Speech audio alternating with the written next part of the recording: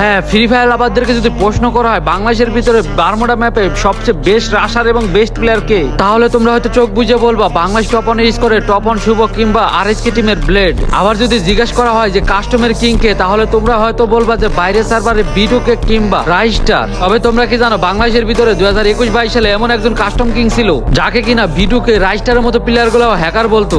তো কি চিনতে পারছো তাকে? সে হয়তো এখন গেম খেলে না, তাই ওল্ড প্লেয়াররাই তাকে শুধু চিনবে। তো চিনতে পারলে নামটা বলে যাও কমেন্ট বক্সে। কিছু দেখতেছিলাম না গাইস।